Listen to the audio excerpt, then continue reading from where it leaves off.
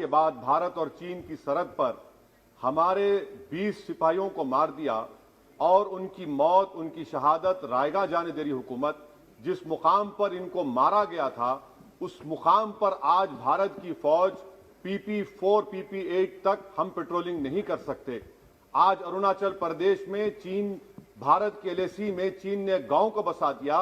ये सरकार चीन से लफ्जी तौर पर इस बात का एहतजाज करने की ताकत नहीं रख सकती कि आपने भारत के LAC के अंदर एक गांव को बना दिया।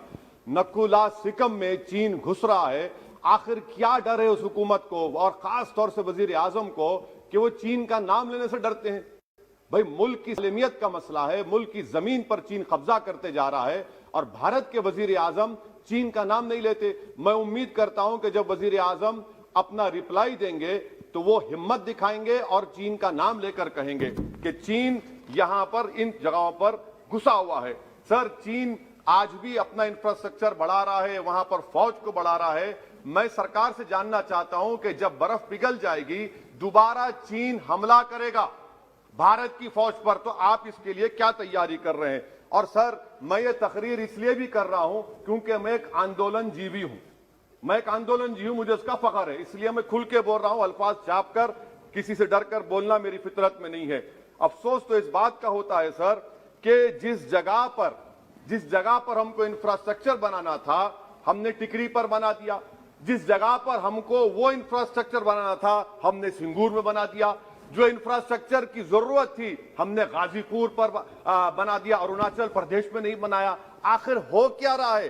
क्या किसान से जो बर्ताव किया जा रहा है वो ऐसा लग रहा है कि वो चीन की फौज बनी हुई है और जो चीन की फौज से बर्ताव किया जाना था आप किसानों से कर रहे हैं? तो मैं इस हुकूमत से जानना चाहता हूं कि इंफ्रास्ट्रक्चर और ये किसानों से क्यों जुल्म किया जा रहा है? सर, यहां पर ये तीनों कानून को लेना पड़ेगा वापिस, आपको आपकी अना को थोड़ा मिटाना पड़ेगा और तीनों कानून को वापस लेना पड़ेगा। सर, यहां पर मेरे को साहिर लुधियानवी का एक शेर याद आ रहा है। मैं साहिर लुधियानवी के साथ माजरत के साथ उस शेर में तरमीम करके कहना चाहूंगा कि जो मौजूदा हालात पर के साहिर लुधियानवी का शेर को थोड़ा तब्दील करके कि चीन पर करम, किसानों पर सितम, रहने दे थोड़ा सा भरम, ऐ जाने वफा ये जुल्म ना कर। ये साहिर लुधियानवी ने कहा था। हाँ, आपसे पूछ के करेंगे क्या? आप तो टुट्टे शायर हैं, ना शायरी आती आपको, ना जौक है, ना कुछ है, बोले जाते हैं क्या क्या बोलते हैं आपको ही मालूम। बहरहाल सर, ये जो किसानों का कानून है इसमें क्या काला है? काला इसमें यह है कि इस हाउस को एग्रीकल्चर स्टेट सब्जेक्ट है और कहां लिखा है संविधान में? एंट्री 14, एंट्री 28, शेड्यूल 7 में। और यह फेडरलिज्म के खिलाफ है। केशवानंदा भारती खास तौर पर कहता है कि फेडरलिज्म बेसिक स्ट्रक्चर है, तो यह सबसे बड़ा काला है। और सर, ये पूरा किसानों के एजिटेशन से क्या बात मालूम हुई कि सरकार को इस लोकसभा की अजमत, इसकी खूबसूरती की कोई इनके पास हैसियत नहीं है।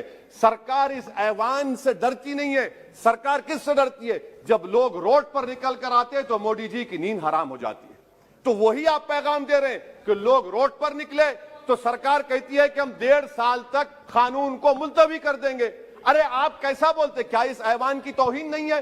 क्या आप यहां पर कानून अपनी ताकत की बुनियाद पर बनाते हैं और इस लोकसभा की अजमत को निस्तनाबूद कर देते हैं?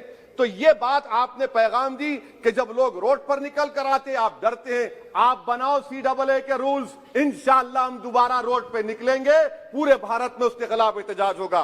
सर, तीसरी बात, सबका साथ, सबका विकास, सबका विश्वास, ये भी झूठ है। क्यों झूठ है? बाबरी मस्जिद के डेमोलिशन का केस आता है, जजमेंट आता है और केस में कहा जाता है कि किसी ने नहीं तोड़ा। अगर सरकार उस जजमेंट के खिलाफ अपील क्यों नहीं करती? एक क्रिमिनल एक्ट सुप्रीम कोर्ट ने कहा डेमोलिशन ऑफ बाबरी मस्जिद को, आप हुकूमत में हैं, आप अपील इसलिए नहीं कर रहे क्योंकि आप अपने लोगों को पैगाम देना चाहते हैं। क्या पैगाम देना चाहते हैं? कि बेटा काशी मथुरा में भी तोड़ दो, हम तुम्हारे साथ हैं। अपील नहीं करना चाहते बाबरी मस्जिद डेमोलिशन केस को। क्या आप इंसाफ पसंद नहीं है? क्या आप मजलूम के साथ नहीं खड़े रहना चाहते? क्या आप जालिमों को जेल में नहीं भिजाना चाहते जिन्होंने 6 दिसंबर को बाबरी मस्जिद को शहीद किया? आपकी खामोशी इस बात का इकरार है कि आप तशद्दुद पसंद है। आप जबर के नाम पर, आपके पास कानून की बालादस्ती का कोई रोल नहीं है। सर, चौथा पॉइंट, आंदोलन जीवी, पैरासाइट। सर, जमहूरियत की बका के लिए संविधान की बका के लिए आंदोलन करना जरूरी है। और वजीर आजम या कोई बरसर इख्तिदार जमात के लोग अगर आंदोलनजीवी पैरासाइट का लफ्ज इस्तेमाल करेंगे तो मैं याद दिलाना चाहता हूं सर आपके जरिए से इस हुकूमत को कि हिटलर ने जर्मनी में यहूदियों के खिलाफ इनको कॉकरोचेस का, टर्माइट्स का, उसके बाद 20 मिलियन आप देखते हैं कि 2 मिलियन से ज्यादा यहूदियों को गैस के चेंबर में डाला गया। इस तरह के अल्फाज इस्तेमाल करने से क्या आप भारत में वही जर्मनी की तारीख को दोहराना चाहते हैं? और सर आप सुन लीजिए। जी सर, थोड़ा बहुत क्या सर बोलते समय में। हाँ सर, जी सर, आप आगे ना सर, आप प्रोटेक्शन है मुझे, अब तो कोई फिक्र की बात नहीं, और खुल के बोल सकते सर। आप आ गए सर, स्पीकर आ गए सर, अब तो क्या है सर, आप हमारे लिए हैं सर। यहां पर आंदोलनजीवी आंदोलन नहीं करना। अरे किसी शायर ने अच्छा कहा था कि जिसमें ना हो इनकलाब मौत है वो जिंदगी, रूह है वम की हयात कश्मकश है इनकलाब। सर अब फॉरेन पॉलिसी पे आ जाइए। किसी इना मीना डीका ने ट्वीट किया, आपने परेशान हो गए। इना मीना डीका ने ट्वीट किया, आप खड़े हो गए। अरे कौन सी फॉरेन पॉलिसी है आपकी? भारत के अतराफ में जितने पड़ोसी हैं, चीन हमला किया, कौन सा एक पड़ोसी है जो चीन के खिलाफ बोलता है? बताइए। कोई नहीं बोलता, मुंह नहीं खोलता। श्रीलंका में आप पोर्ट बना रहे हैं, किसके साथ? जापान के साथ। किसको काम मिल रहा था? आपके नूरे नजर को, आपके नूरे नजर को, आपके चहीते नूरे नजर को। श्रीलंका ने कहा हम भारत को नहीं बनाने देंगे टर्मिनल पोर्ट यहां पर। आप बताइए फॉरेन पॉलिसी। सर नेपाल का वजीर आजम कहता है कि भारत से ताल्लुकात उस वक्त तक बहाल नहीं होंगे जब तक कि भारत नेपाल की जमीन वापस नहीं करता। कहां सो रहे हैं सर आप? पड़ोस में कोई हमारा दोस्त नहीं है। चीन बांग्लादेश से कोविड की बात करता है, अफगानिस्तान से अमेरिका छोड़कर जा रहा है। क्या आपके पास कोई पॉलिसी है गनी हुकूमत को सपोर्ट करने की? आपके पास कोई पॉलिसी नहीं है। अच्छा सर, एफडीआई का मतलब अब समझाता हूं मैं। एफडीआई का मतलब यह है कि 5 फरवरी को ब्रैड शर्मन जो अमेरिका के रिप्रेजेंटेटिव, उनके पास भारत के अमेरिका के सफीर गए, तो ब्रैड शर्मन ने ट्वीट कर कहा कि भारत सरकार को इंटरनेट खोलना चाहिए, भारत सरकार को पीसफुल प्रोटेस्ट करना चाहिए। कौन होता है ब्रैड शर्मन जो भारत को सिखाए? ये एफडीआई है। और भारत सरकार का डिप्लोमेट एम्बेसडर बैठकर उनका लेक्चर सुनता है। और उसके बाद क्या होता? 3 दिन के बाद आप कश्मीर में इंटरनेट खोल देते हैं। ये आप एफडीआई कर रहे हैं, हम नहीं कर रहे हैं। अच्छा, बात कश्मीर की आई। कौन है इम्तियाज, कौन है अबरार, कौन है इब्रार? इनको शोपियान में एनकाउंटर पर मार दिया गया, प्रूव हो गया। और ब्रिगेडियर आरा सेक्टर का जिसने इनको टेररिस्ट कहकर मारा, उसको अवार्ड देते हैं आप। सर इन मरने वाले कश्मीरियों के लिए कौन रोएगा? क्या वजीर आजम रोएंगे?